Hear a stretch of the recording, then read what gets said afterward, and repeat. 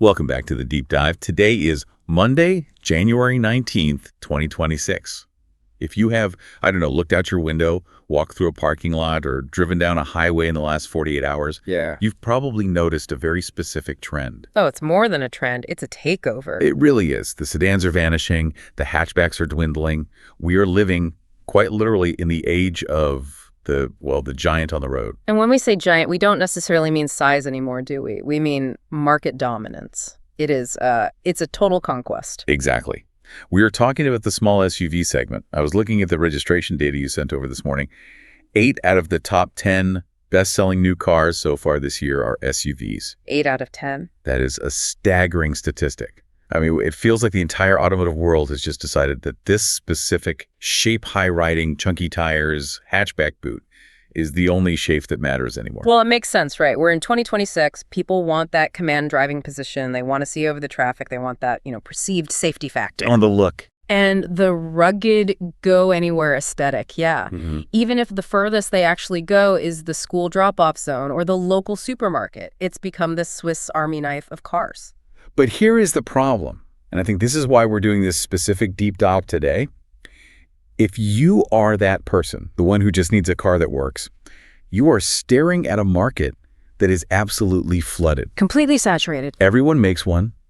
You've got 30 different models, all claiming to be the versatile, sporty, family-friendly solution. Mm-hmm. It is just incredibly noisy out there. It's paralysis by analysis. I mean, you might want a simple commuter or a family hauler that's easy on the wallet, and suddenly you're trying to cross-shop electric drivetrains with mild hybrids, trying to figure out why one plastic dashboard costs 10 grand more than another. Or why one has a frunk and the other doesn't. Yes.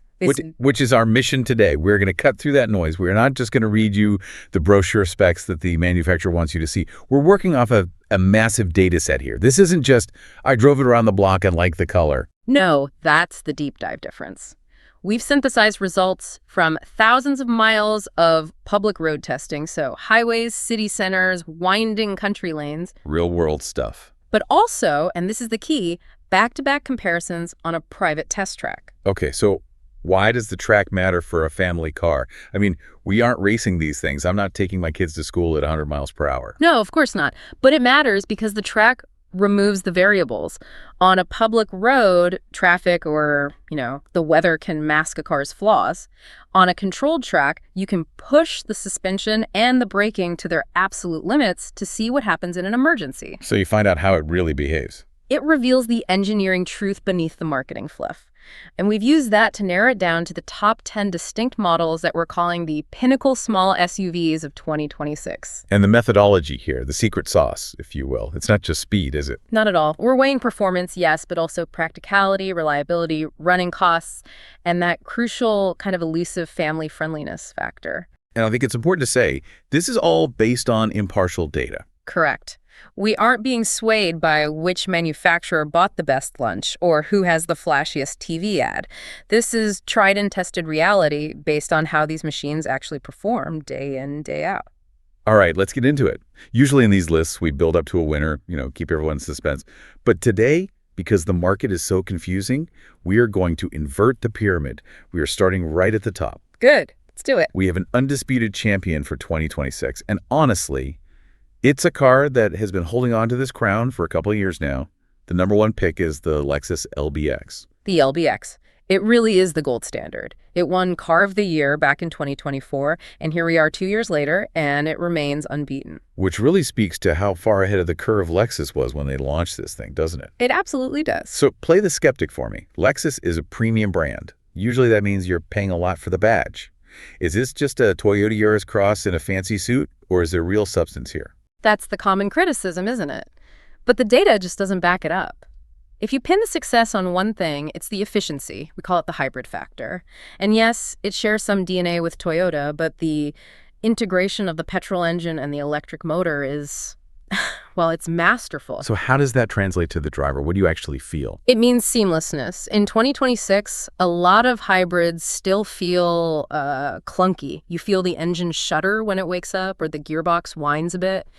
The LBX allows for a significant amount of low-speed driving, upwards of 50% in city traffic, to be done purely on electric power. Oh, wow. It's quiet, it's smooth, and it just feels sophisticated. Which is huge for the wallet, right? That's got to add up. Massive. In real-world testing, though not in the lab, but actual driving, it delivers upwards of 50 miles per gallon, consistently. 50.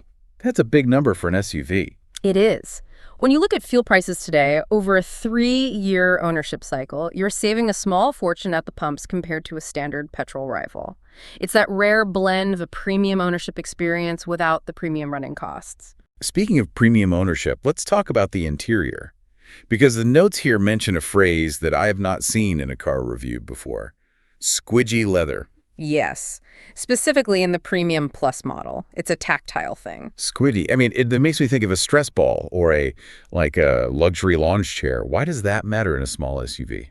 It matters because it signifies where the money went. In this segment, manufacturers love to use hard, scratchy plastics on the dashboard and door cards because they think, oh, it's a small car, people won't notice. Or they assume kids will just kick it anyway. Exactly. Lexus went the other way. The analysis shows the LBX is just beautifully screwed together. When you touch the dashboard, the steering wheel, the little knee pads on the center console, it feels expensive. It feels dense. There are no rattles. So it doesn't feel like a budget car that's been dressed up. Not at all. It feels like a genuine Lexus product, like a big LS or an RX, just shrunk down. You get the silence, the material quality, everything. However, we have to be balanced here. No car is perfect. Even the Champ has a glass jaw. What is the trade-off with the LBX? The main trade-off is the driving excitement. Or, well, the lack thereof. It prioritizes comfort over agility. It soaks up bumps beautifully, but if you take it to a winding road, you are not going to feel like a race car driver. So it's a cruiser, not a bruiser. Precisely. And practically speaking, it is small. How small are we talking? Well, if you look at the Volkswagen T-Roc, which we'll get to later, the VW technically holds more luggage. The LBX will fit a week's worth of holiday suitcases just fine, but if you're trying to move a washing machine or a drum kit, You might be in trouble. you might struggle, yeah. The rear seats are a bit tighter than some of the boxier rivals, too. So check the measurements if you have a Great Dane or tall teenagers. But for the average commuter, it's the one to beat. Absolutely. It's the most complete package on the market, hands down. Now, let's shift gears, or actually, let's remove the gears entirely. Let's talk about the electric revolution. Because if you are ready to ditch the combustion engine, the landscape in 2026 is, well, it's fascinating. Sitting at number 2 on our list, right behind the Lexus, is the Kia EV3. This is effectively the small electric SUV of the year. If the Lexus is the hybrid king, the EV3 is the rational, logical EV choice. Okay, rational usually implies boring, but looking at the specs, this seems incredibly competent. I see we have 2 battery options here. This is usually where the whole range anxiety conversation starts. It is, and Kia has tackled this head-on. You have a long-range option that does a really impressive 375 miles on a charge. That's a huge number. It is, but, and this is where the data gets interesting, our advice is actually to ignore that one. Ignore the bigger battery. That sounds completely counterintuitive. Everyone always says, get the most range you can possibly afford. It does sound strange, doesn't it? But the standard range model offers 270 miles. We have looked at the usage patterns of thousands of drivers. For 95% of people, 270 miles easily covers the weekly commute, the grocery runs, and even a weekend trip without needing to charge in between. Ah, I see. You save a significant chunk of change, thousands of dollars or pounds, by not buying battery capacity you don't actually need. You're just carrying around expensive heavyweight for no reason. That is a very deep dive insight. Don't overbuy. But here is the feature on the EV3 that I think is a game changer for families, and it's something seemingly so simple. The frunk. The front trunk, yes. I'm a huge advocate for good frunk design. Why does the EV3 win here? It sounds like a gimmick until you own an EV.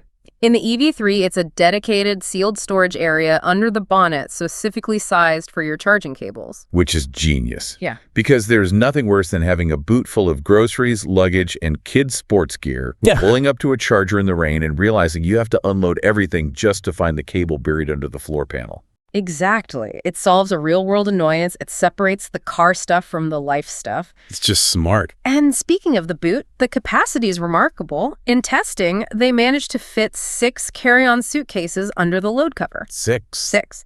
That nearly matches the larger Kia EV6, which is a class above this car. So you aren't sacrificing practicality for the smaller footprint. Yeah. But how does it drive? Is it an electric rocket ship?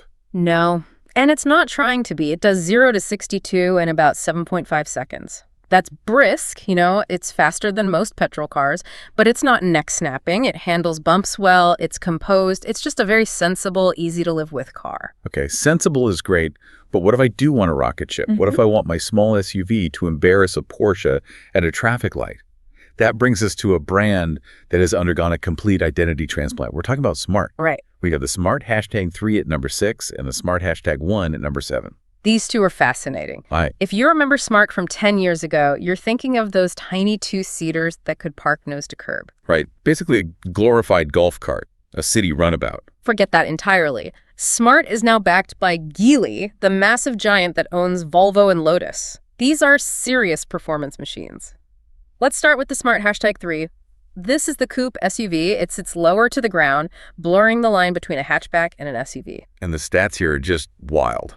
They are. Even the base rear-wheel drive version has 268 brake horsepower. 268. That beats an entry-level Tesla Model Y up to motorway speeds. But if you go for the Brabus option, and yes, there is a Brabus option. Of course there is. You get four-wheel drive and 422 horsepower. 422 horsepower in a smart car. That is just bonkers. It is intense. It's almost too much power for the chassis, to be honest. But interestingly, the Smart #3 has a surprising utility feature. It can tow up to 1,600 kilograms. Wait, a small electric coupe SUV can tow? 1,600 kilograms. That is very, very rare for a small electric vehicle. Usually, manufacturers don't rate them for towing at all because of the strain on the battery or the motor cooling. So if you have a small trader or a jet ski, this is actually a viable option. They're very fast, viable option, yeah. Yeah, and they have the sibling, the Smart #1. This is the boxier one. Correct. It has a higher seating position and these really slender pillars, so visibility is fantastic. The interior here is described as having an upmarket feel, almost reminiscent of an Apple product. Clean, modern, minimalist white plastics. And again, there's a Brabus version. I'm sensing a theme. There is. And because the #1 is a bit more compact, the Brabus version does 0 to 62 miles per hour in 3.9 seconds. 3.9 seconds. That is entering Audi RS3 territory. That is supercar speed from a decade ago. It is, and it really highlights the split in the EV market. You have the rational, sensible Kia EV3, and then you have these performance monsters from Smart that are purely about the dopamine hit of acceleration. Somewhere in the middle of this electric pack, sitting at number 8, is the Volvo EX30. Now, Volvo usually nails this segment. They are the kings of practical, safe family transport. What's the story here? The EX30 is built on a bespoke electric platform, which is good. The strengths are classic Volvo, a remarkable balance of ride and handling. The pedal responses are smooth, making it incredibly easy to drive. It's a very, very polished driving experience. But I hear a but in your voice. There's a catch. The but is the interface. Volvo has gone all in on the screen-only philosophy. Almost everything is controlled via one central screen. There isn't even an instrument cluster in front of the driver. The Tesla Model 3 approach. Yeah. The buttonless nightmare. For some people, yes. It can be incredibly distracting to change basic settings like your mirrors or your wiper speed while you're driving. You have to take your eyes off the road and navigate menus. It feels deeply ironic for a company that is obsessed with safety. It is a valid critique, and it's something that came up repeatedly in the testing data. And surprisingly for a Volvo, the rear space is merely okay. Really? Yeah. It's not the TARDIS you might expect. It's tight in the back for taller adults. Okay, good to know. Rounding out our electric list at number 9 is the Hyundai Kona Electric. Now, I've seen this on the road. It looks like it drove straight off the set of a sci-fi movie. It's got that RoboCop light bar across the front. Space-age looks is the term, and it fits perfectly. But unlike the smart cars, which are chasing performance, the Kona prioritizes relaxation. It has very soft suspension. It just takes the sting out of potholes and rough roads. So it's a cruiser. It's built for comfort. Definitely. It's not an engaging drive. If you corner hard, it leans quite a bit, but it's comfortable. And crucially, unlike the Volvo, the Kona retains a user-friendly dashboard with physical buttons. Thank goodness. A proper volume knob. Real buttons for the climate control. If you hate digging through 3 sub-menus just to turn down the air conditioning, the Hyundai is the antidote to the Volvo. I love that we have that choice. Touchscreens versus buttons is the great debate of our time, and the market is actually offering both. It really is. So we've covered the hybrid king and the electric revolution. But let's pause. Not everyone is ready to plug in. Not everyone wants to rely on the grid. And frankly, some people just want good old-fashioned combustion, comfort, and value. And there are some great options there. Let's talk about them. The combustion comfort and value kings. Sitting pretty at number 3 overall, very high on the list, is the Volkswagen T-Roc. The T-Roc is a very strong contender. It's ubiquitous for a reason. And if your absolute top priority is comfort, this is the car. But, and this is a very specific recommendation from the testing team, you have to buy the right one. Okay. You want the entry-level life trim. Why the entry level? Usually the advice is to upgrade to the R-Line or the Sport trim to get the good suspension and the nice seats. In this case, it's all about physics. The entry-level life trim comes with smaller 16-inch alloy wheels. Which look a bit smaller in the arches, maybe less sporty. They do. They might not look as cool on Instagram, but smaller wheels mean you have tires with a higher profile, more rubber sidewall. That big cushion of rubber acts as a secondary suspension. It just absorbs the lumps and bumps of the road much better than the fancy, low-profile tires on 19-inch wheels. So more air and rubble between you and the road. Air is a much better spring than aluminum. So you save money buying the cheaper model, and you get a better ride. That is a definitive win-win. Exactly. And don't think you're getting a weak engine. The 1.0-liter turbo is described as surprisingly gutsy. It's a 3-cylinder, it has a bit of character, and it's more than enough for this car. The ergonomics are classic VW too, right? Yeah. Everything's where you expect it to be. Very good. It has a high seating position, higher than many rivals, which gives you that commanding SUV view that people crave. The only downside, and it's a small one, is that VW has introduced some touch-sensitive controls on the dashboard that can be a bit fiddly. Similar to the Volvo issue, but not quite as extreme. Now, at number 4, we have a car that I think is the unsung hero of the practicality world, the Škoda Karoq. The Karoq is the value proposition. It's the bang-for-your-buck choice. But the killer feature here, the thing that sets it apart from literally everything else on this list, is the VarioFlex rear seats. I love the name, VarioFlex. It sounds like an 80s workout tape. What does it actually do? It's brilliant engineering. The rear bench isn't a bench. It's 3 individual seats. Okay. They can slide forward and backward independently. They can recline independently. But the party trick is that you can remove them entirely. Remove them, like just take them out of the car? Literally unclip them, lift them out, and leave them in your garage. So you basically turn your family SUV into a cargo van. Exactly. Think about the scenarios. You're helping a kid move to university. You bought a new armchair on Facebook Marketplace. In the Karoq, you take the seats out, and you have a massive flat-load bay. You could carry 2 mountain bikes standing up in there. It transforms the utility of the vehicle completely. Is that standard on all models? Please tell me it is. That's the catch. It used to be, but Škoda has moved it up the range, so you need to check the spec carefully. The advice here is to go for the SEL trim, which includes it as standard. Do not buy the base model and expect the magic seats. That's a crucial tip. And engine-wise. The 1.5 TSI 150, that's the 148 brake horsepower version, is the sweet spot. It balances power with running cost perfectly, and it has cylinder deactivation technology to save fuel when you're just cruising on the motorway. Right. Rounding out the combustion list at number 10 is another Volkswagen, the Taygo.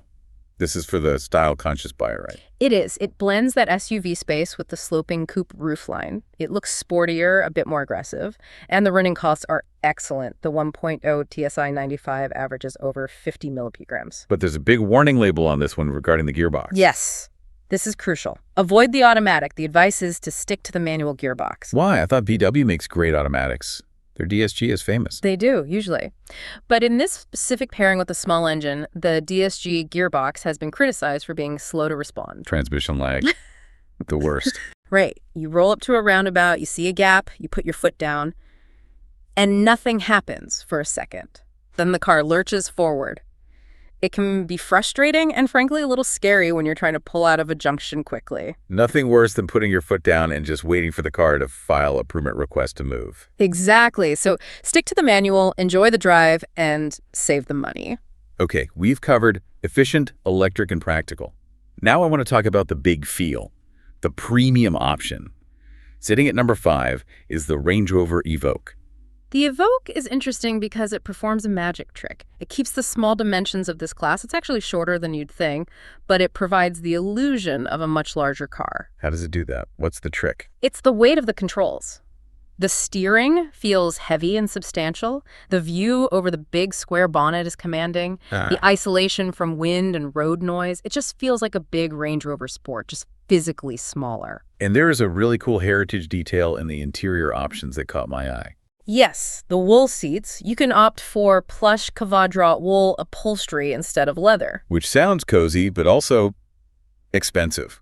It is premium, but it's actually a callback to the original 1970 Range Rover. A lot of people don't know this, but the original luxury Range Rover had fabric seats, not leather. Leather was considered a utilitarian material for the chauffeur. The owners sat on velour or wool. I love that. It's a nice nod to history. It is. And presumably, being a Range Rover, it can actually handle a muddy field. Oh, yeah. Better than anything else on this list. Its go-anywhere ability far exceeds rivals like the Audi Q3 or the BMW X1. If you actually live down a dirt track or you deal with snow regularly, the Evoque is genuinely the most capable choice. Like, reliable, efficient. There has to be a catch. Well, those are the downsides. The reliability record for Land Rover is historically questionable. The boot space is limited because of that style-first design. And unless you go for the plug-in hybrid version, the fuel economy is just so-so. So it's a premium product with premium running costs. That sums it up perfectly. So we've gone through the top 10. But part of this deep dive is understanding what not to do.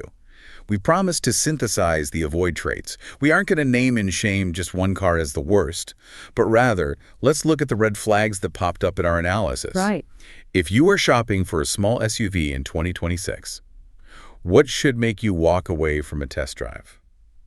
If we look at the bottom of the lists and the common complaints, there are 4 main avoid traits. The first one we touched on is infotainment frustration. The screen issue. Yes. Test this on your test drive. Don't just sit in the parking lot. Try to change the temperature while the car is moving. If you have to take your eyes off the road for more than a second, that is a significant safety flaw, and it will drive you mad over time. Okay, number 2.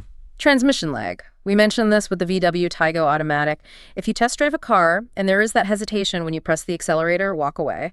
That lag becomes infuriating in daily driving. Don't let the salesperson tell you it just needs to warm up. No, it's a calibration issue. It won't get better. Ride quality. Specifically, a choppy low-speed ride. We saw this noted in the reports for the Smart #1 and #3. Because EVs are heavy, those batteries weigh a ton. Engineers often stiffen the suspension to manage that weight. So you feel every single manhole cover. Every one. If you live in a city with potholes, a choppy ride will make you and your passengers miserable. You want something that absorbs, like the Lexus or that T-Roc on the small wheels. And finally, the 4th warning sign. Efficiency drops. The Range Rover Evoque is the prime example here. If you aren't careful with your engine choice, you end up with a small car that drinks fuel like a big truck. In 2026, with the hybrid options available from Lexus and the efficient petrols from VW, there is just no excuse for poor economy in a small SUV. That is a crucial checklist for anyone heading to a dealership this weekend. So let's bring it all home. We have 10 great options, but they serve very different masters. What does this all mean for you, the listener? It comes down to your specific priority. There is no single best car, only the best car for you. So if you want premium efficiency and a car that feels like it's built to last forever, you buy the Lexus LBX. It's the king for a reason. It's built like a vault and it sips fuel. okay. If you are ready to go electric and want maximum practicality for the family without being flashy, The Kia EV3. It's the rational, smart choice. The sensible shoe. if you want sheer comfort on a budget and you just do not care about flashiness, The VW T-Roc, but specifically in the Life trim. Don't let them upsell you on the fancy wheels. and if you need versatility, if you need a van one day and a family car the next, It has to be the Skoda Karoq. Those removable seats are a unique selling point that nobody else matches. It's a game changer. it really feels like the market has split into 2 distinct camps. You have the tech-heavy EVs and the refined combustion cars. It has. The best choice really depends on whether you value the the insane acceleration of the Smart #1 Brabus or the ride, like the soft, relaxing suspension of the Hyundai Kona. So you have to decide if you're a driver or a passenger in your own life. That's a very good way to put it, yes. That is a profound way to look at car buying. And here is a final thought to chew on as we wrap up. We talked about the Smart #3 towing 1,600 kilograms. It makes me wonder, as battery technology gets better and motors get more powerful, are we going to see these small electric SUVs completely replace the big diesel workhorses for towing. You know, I think we are closer than people realize. Right. The torque figures on these electric motors are incredible. It's instant power, zero lag. Once the range stabilizes while towing, which is the big challenge, the diesel engine's days are numbered even in the utility sector. Something to watch for. If you found this deep dive helpful in navigating the 2026 jungle of small SUVs, we'd love to hear from you. Absolutely. It helps us keep the lights on and the data flowing. So please, like the video wherever you are watching or listening, share it with your fellow car buyers. Friends don't let friends buy cars with laggy gearboxes. Please don't. And make sure you subscribe to Car Guide Hub for more insights. Drive safe, everyone. See you on the next deep dive.